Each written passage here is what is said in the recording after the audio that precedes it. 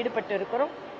அதனால் நாங்கள் மிஸ்ட் கால் கொடுத்து எல்லா இளைஞர்கள், முதியவர்கள், புதியவர்கள், பெண்கள், படித்தவர்கள், படிக்காதவர்கள், அக்கறை உள்ளவர்கள், நாட்டின் மீது அக்கறை உள்ளவர்கள் எல்லோரும் இணைய வேண்டும் என்று நாங்கள் கேட்டுக்கொள்வதற்காக வந்திருக்கிறோம். முத்தமிழ் முருகன் மாநாட்டிற்கு முதலில் நான் எனது வணக்கத்தை நான் தெரிவித்துக் கொள்கிறேன். ஆனா இது ஆன்மீக பூமி தான்.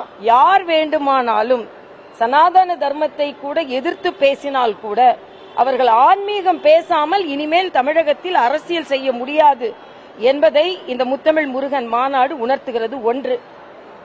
இரண்டாவது, ஓட்டுக்காக நாங்கள் எதை வேண்டுமானாலும் செய்வோம். இதுவும் அதில் ஒரு யுக்தி தான். ஆக அதையும் அவர்கள் செய்திருக்கிறார்கள். இரண்டாவது. மூன்றாவது, இதே போல ஒரு சிறுபான்மையின மாநாடு, சிறுபான்மையின மக்களின் நம்பிக்கைக்குரிய மாநாடு எந்தாவது ஒரு பகுதியில் தமிழகத்தில் நடந்ததென்றால் அங்கே முதலமைச்சர் போய் தொடங்கி வைக்காமல் இருப்பாரா? முதலமைச்சர் போகவில்லை என்றால் உடனே எழுதப்படாத துணை முதலமைச்சர் தம்பி உதயநிதி போய் உடனே தொடங்கி வைப்பார் அவர்கள். ஆக சேகர்பாபுவை தவிர, சேகர்பாபு அவர் இந்த ஆன்மீகத்திற்காகவே பிறந்தவர். அதனால் அவர் திமுகவில் எங்கே இருந்து வந்தார், அதனால் அவர் அந்த ஆன்மீக உணர்வோடு இங்கே பணியாற்றி கொண்டிருக்கிறார் என்பதை தவிர முதலமைச்சர், நான் கேட்கிறேன், இதே போல ஒரு மாநாடு, சிறுபான்மை இன சகோதரர்களின் நம்பிக்கைக்குரிய மாநாடு தமிழகத்தில் எங்காவது இதே மாதிரி மாநில மாநாடு நடந்தால் அங்கே முதலமைச்சர் சென்று தொடங்கி வைக்காமல் இருப்பாரா? ஆக இது பேருக்கு என்று ஒன்று நடத்துவார்கள். ஆனால் நாங்கள் எங்கள் நிலைப்பாட்டில் அப்படியே தான் இருப்போம் என்பதை அவர்கள் வலியுறுத்துகிறார்கள். ஆனால் தமிழகத்தில் அரசாங்கமே ஒரு ஆன்மீக மாநாடு நடத்துவது, தமிழகம் ஆன்மீகத்தின் பக்கம்தான். ஆன்மீகத்தை எப்படி காந்தி சொன்னாரோ, ஆன்மீகத்தை விடுத்து அரசியல் கிடையாது, அரசியலை விடுத்து ஆன்மீகம் கிடையாது என்று சொன்னாரோ, அதே போல தமிழகத்தில் இவர்கள் பெரியார் கொள்கையை சார்ந்தவர்கள், பெரியாரின் கொள்கையையும் வழிபற்ற கூடிய காலம் வெகு விரைவில் வரும்.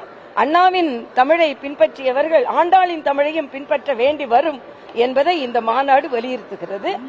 உலகம் முழுவதும் வந்திருக்கும் தமிழ் ஆர்வலர்களுக்கும் முருக பக்தர்களுக்கும், முருக பக்தர்கள் என்ற வகையில் உண்மையான எப்பொழுதும் உள்ள முருக பக்தர்கள் என்ற வகையில், ஓட்டுக்காக என்று இல்லாமல் நாட்டுக்காக உள்ள முருக பக்தர்கள் என்ற முறையில் அவர்களுக்கு எனது வாழ்த்துக்களை நான் தெரிவித்துக் கொள்கிறேன்.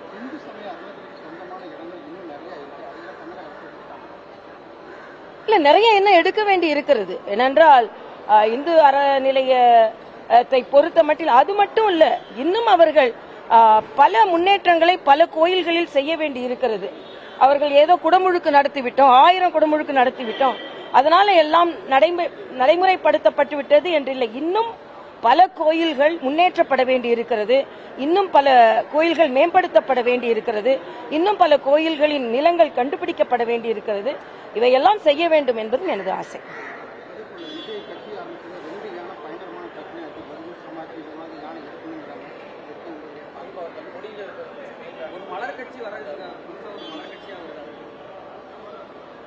நான் ஏற்கனவே சொல்லிட்டேன், அது வாகை பூவா தூங்கு மூஞ்சி மரமான் பூவான்னு தெரியல. ஆனா தாமரை மலர் அங்கல்ல, தாமரை மலர் எங்களுக்கு சொந்தமானது. அதே மாதிரி பகுஜன் சமாஜ் கட்சியோட சார்ந்த சகோதரர் யானை அவர்களுக்கு சொந்தமானதுன்னு சொல்றாங்க. அது சட்ட ரீதியாக ஒரு சில கருத்துக்களை சொல்கிறார். தம்பி விஜய் அவரின் கட்சியை சார்ந்தவர்கள் சட்ட ரீதியாக அதில் தவறு இருந்தால் அதை மாற்றிக்கொள்ள வேண்டும் என்பதுதான். ஆனா விமர்சனங்கள் இல்லாமல் ஒரு கட்சி நடைமுறைப்படுத்த முடியாது. அதனால் விமர்சையாக ஆரம்பித்தாரோ இல்லவோ, விமர்சனத்தோடும் ஆரம்பித்திருக்கிறார். அதனால் அவர் என்ன ஏது என்று பார்த்து மாற்றங்கள் இல்லாதது எதுவும் கிடையாது. அதனால் இன்னொருவரை புண்படுத்தாமல், இன்னொரு கட்சியை புண்படுத்தாமல் என்ன மாற்றங்கள் செய்ய வேண்டுமோ மாற்றங்கள் செய்யட்டும், அவ்வளவுதான். மரியாதைக்குரிய பாரத பிரதமர் உக்ரைனுக்கு போயிருப்பது உலக தலைவர்களுக்கு ஒரு முன்னுதாரணம். அது மட்டுமல்ல, பல மணி நேரம் ரயிலில் அவர் பயணம் செய்திருக்கிறார். இங்க நம்ம இங்கிருந்து வேலூருக்கு போறதுக்குள்ளேயே ரயில்ல பயணம் செய்யறார் அப்படின்னு பெரிய விளம்பரம் செய்து கொள்கிறார்கள். ஆனால் உக்ரைன்ல விமானங்கள் போக முடியாத இடங்களில் சென்று அங்கே உள்ள உக்ரைன் போரினால் பாதிக்கப்பட்டவர்களை காணொலி காட்சி மூலமாக பார்த்து அவர்களோடு நான் இருக்கிறேன் என்று சொல்வது உலக அமைதிக்காக மரியாதைக்குரிய பாரத பிரதமர் அவர்கள் முயற்சி செய்து கொண்டிருக்கிறார். இன்னும் சொல்லப்போனா வருங்காலத்துல உலக அமைதிக்கான பல நாடுகளில் உள்ள பிரச்சனைகளை தீர்ப்பதற்காக ஒரு நோபல் பரிசு கொடுக்க வேண்டும் என்றால் அது நம் பாரத பிரதமருக்கு தான் கொடுக்க வேண்டும் என்ற அளவிற்கு அவர் பணியாற்றுகிறார். இணக்கமான சூழ்நிலை எப்பவுமே எங்களுக்கு பிணக்கமான சூழ்நிலை தான். அவங்க கொள்கை வேறு, எங்கள் கொள்கை வேறு. அவர்கள் ஒரு கட்சி தனது தலைவரின் நாணயத்தை வெளியிடுவதற்கு அழைத்த போது எவ்வளவு விமர்சனங்கள் இவர்கள் வைத்தாலும் நாகரீகமான அரசியலை முன்னெடுத்து செல்ல வேண்டும் என்று மத்திய அரசு ஒரு ஆரோக்கியமான அரசியலை முன்னெடுத்து சென்றிருக்கிறது.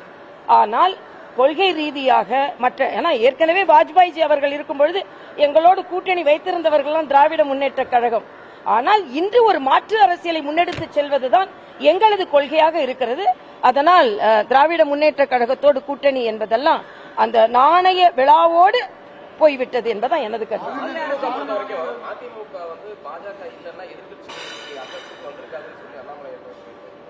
அதே கடந்த ஒரு போன வருஷத்துல சிபிஆர் கோயம்புத்தூர் நிகழ்ச்சியில பேசும்போது அதிமுக இல்லைன்னா வானதி சட்டமன்ற உறுப்பினராக ஆயிட்டு முடியாது, நீ அவரை பகிர்ச்சிக்காத அப்படின்னு சொல்லி அதிமுகனால பாஜக விட்டு பாஜக இல்ல, இது ஒரு மிகப்பெரிய விவாதம். ஆனா ஒரு கூட்டணின்னு வரும்பொழுது எங்களது உதவியே இல்லைன்னு சொல்ல முடியாது. ஏன்னா எங்களோட உதவி இல்லாம எங்களால மட்டும்தான் உங்களுக்கு 4 சட்டமன்ற உறுப்பினர்கள் கிடைத்தார்கள். இப்ப நாங்க நிரூபித்திருக்கிறோம். நீங்க பாத்தீங்கன்னா 11% நாங்க நிரூபித்திருக்கிறோம்.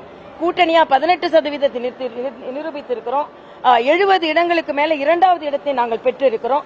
அப்ப எங்களுக்கு என்ற ஒரு வாக்கு வங்கி இருக்கிறது என்பது நாங்கள் சொல்லால் அல்ல, செயலால் நிரூபித்து காண்பித்திருக்கிறோமா இல்லையா?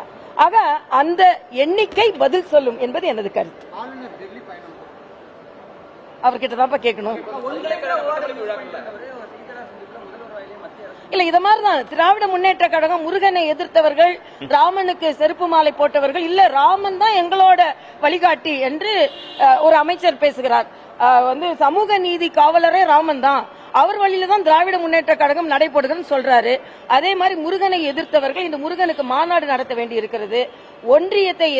ஒன்றியம் என்று சொன்னவர்கள் மத்திய அரசு என்று சொல்ல வேண்டி இருக்கிறது.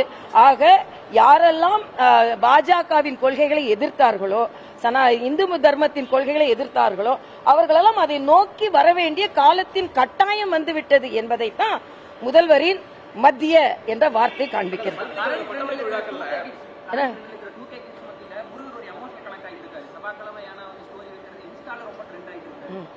அதுக்காக தானே இப்ப இவங்க எதுக்கு திடீர்னு முருகனை தன்னோட ஆளுமைக்குள்ள கொண்டு வரணும், முருகனை திடீர்னு முத்தமிழ் கடவுள் முருகனா ஆயிட்டாரு அப்படின்னு சொல்லும்போது நாங்க தான் வேலை எடுத்தோம், நாங்க தான் அதுல செயல்படுத்தினோம்.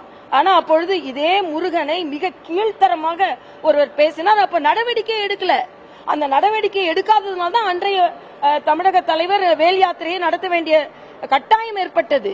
ஆக நீங்க அன்னைக்கு முருகனை நிந்தனை செய்தவர்களை எந்தவித, ஏன்னா நாம இவங்களை பிடிச்சிட்டா மத்தவங்களோட ஓட்ட பிடிக்க முடியாதோ அப்படின்ற ஒரு பயத்தோடே நீங்கள் பணி செய்து கொண்டிருந்தீர்கள், பயணம் செய்து கொண்டிருந்தீர்கள். இன்னைக்கு நீங்க முருகனை பாராட்டலனா, ஆன்மீகத்தை நீங்கள் கையில் எடுக்கவில்லை என்றால் 2026 உங்களுக்கு மிகப்பெரிய கேள்விக்குறியாகிவிடும் என்பதற்காக அவர்கள் இப்போது முருகனை பிடித்துக் கொண்டிருக்கிறார்கள் என்பதுதான் எனது கருத்து.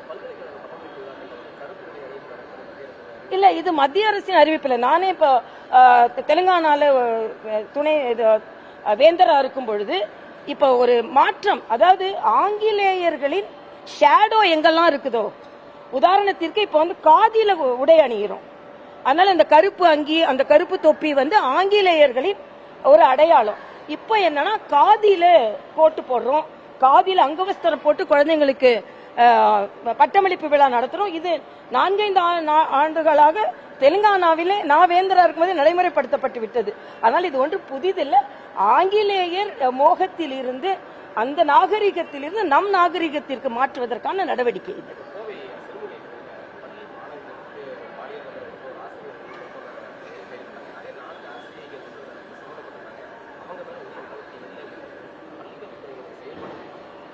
இல்ல, பள்ளி கல்வித்துறை ஏதோ ஒரு ப்ராப்ளம் நடந்த பிறகு இன்னைக்கு செயலாற்றி கொண்டிருக்கு. உதாரணத்திற்கு கிருஷ்ணகிரி இன்னைக்கு போலியா ஒருத்தர் ஒரு பள்ளியில வந்து NCC கேம்ப் போலியா நடத்த முடியுது. அங்கே வந்து பாலியல் பலாத்காரம் செய்துட்டு அந்த குழந்தைக்கு அதிகமா மெடல் கொடுத்து அதை அவர்களை காப்பாற்றிக் கொள்ள வேண்டி இருக்கிறது என்ற சூழ்நிலையில பள்ளிக்கல்வித்துறையில இன்னும் அதிக கவனம் இதெல்லாம் செலுத்த வேண்டும் என்பதுதான். பள்ளிக்கல்வித்துறை என்பது பள்ளி கல்வியில மட்டும் இல்ல, அந்த குழந்தைகள் எந்த அளவிற்கு பாதுகாப்பாக இருக்கிறாள். இன்னொன்னு, பாட புத்தகத்தை எதையெல்லாமோ நீங்க வந்து இலவசமா கொடுக்கறீங்க, பாட புத்தகத்தின் விலையை கடுமையாக ஏற்றி இருக்கிறீர்கள். ஆக இதெல்லாம் ஒரு குழந்தைகளின் வருங்காலத்தில் அதிக அக்கறை இல்லை என்பதைத்தான் காண்பிக்கிறது. பாலியல் பலாத்காரம் என்பது, பாலியல் சீண்டல்கள் என்பது மிக கவனமாக கவனிக்கப்பட வேண்டியது. இப்போ கோயம்புத்தூர் மருத்துவக் கல்லூரியில கூட அவர்களுக்கு மருத்துவர்களுக்கு சரியான தங்குமிடம் இல்ல அப்படின்ற ஒரு செய்தி வந்திருக்கிறது. ஏறக்குறைய எல்லா மருத்துவக் கல்லூரிகளும் நாங்கள் தொடர்பு கொள்ளும் பொழுது அதனால அரசாங்க பள்ளிகளும் சரி, தனியார் பள்ளிகளும் சரி, அரசாங்க மருத்துவமனைகளும் சரி, தனியார் மருத்துவமனைகளும் சரி, அங்கே படிக்கும் குழந்தைகள் பாதுகாப்பாக இருக்க வேண்டும் என்ற உறுதிப்பாட்டை தமிழக அரசு மேற்கொள்ள வேண்டும் என்பது எனது கருத்து. இன்னொன்று, தமிழக அரசு எந்த குற்றம் சாட்டப்பட்டாலும் அதுல சில பேரை காப்பாற்ற வேண்டும் என்ற காரணத்திற்காக அதில் சில பேர் பலியாகி விடுகிறார்கள். திடீர்னு அவங்களுக்கு ஆக்சிடென்ட் ஆயிடுது, திடீர்னு அவங்க எலி மருந்து சாப்பிட்டு விடுகிறார்கள். முழுமையான விசாரணை வேண்டும். இன்னும் வேங்கை வயலை இன்னும் விசாரிக்க முடியாமல் இருந்து கொண்டிருக்கிறது. இதான் எங்க சமூக நீதி. ஆக எல்லாவற்றிலும் தமிழக அரசு கவனம் செலுத்த வேண்டும். இதில் முற்றிலுமாக அவர்கள் தோல்வி அடைந்து கொண்டிருக்கிறார்கள் என்பது எனது கருத்து.